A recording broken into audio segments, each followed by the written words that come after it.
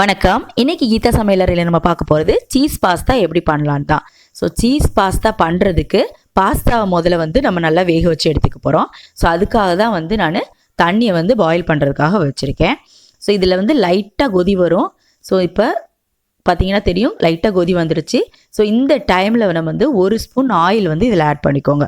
So oil add பண்ணுறதுனால pasta ஒன்றோட ஒன்று ஒட்டாமல் நல்லா வரும். ஸோ இப்போ நல்லா கொதிச்சிருச்சு. இந்த மாதிரி கொதிச்சதுக்கப்புறம் பாஸ்தாவை போட்டுருங்க. ஸோ நான் இன்றைக்கி 2 கப் பாஸ்தா போட்டு வேக வைக்க போகிறேன். ஸோ ஒரு 2-3 மினிட்ஸ்லேயே நல்லா வெந்துடும். இப்போ பார்த்தீங்கன்னா வெந்துருச்சு. ஸோ இந்த டைமில் தண்ணியை தனியாக வடிகட்டி எடுத்துக்கோங்க.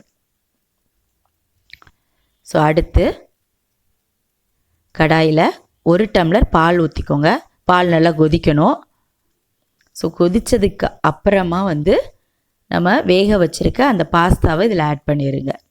பாலில் பாஸ்தா போட்டதுக்கு அப்புறமா லைட்டாக கிளறி விடுங்க. ஸோ ரொம்ப போட்டு அழுத்தாதீங்க, பாஸ்தா உடஞ்சிரும்.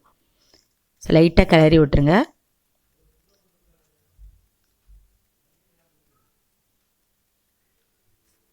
ஸோ இப்போ கிளறியாச்சு. அடுத்து பெப்பர் பவுடர் கொஞ்சம்,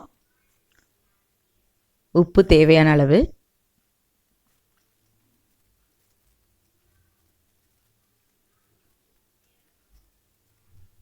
அடுத்து கடைசியாக காரத்துக்காக ஒரு 1/2 ஸ்பூன் சில்லி பவுடர்.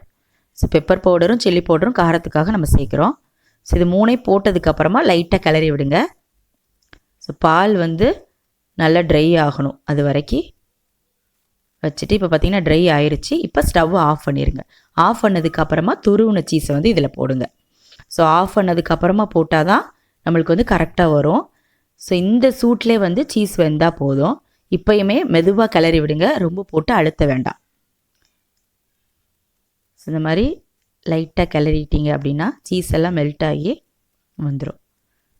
ஸோ இப்போ பார்த்தீங்கன்னா மெல்ட் ஆகிடுச்சு. இப்போ ரெடி ஆயிடுச்சு.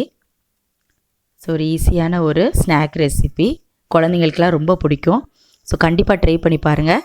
ட்ரை பண்ணி பார்த்துட்டு எப்படி வந்தது அப்படிங்கிறத என்னோட கமெண்ட் பாக்ஸில் ஷேர் பண்ணிக்கோங்க. தேங்க்யூ.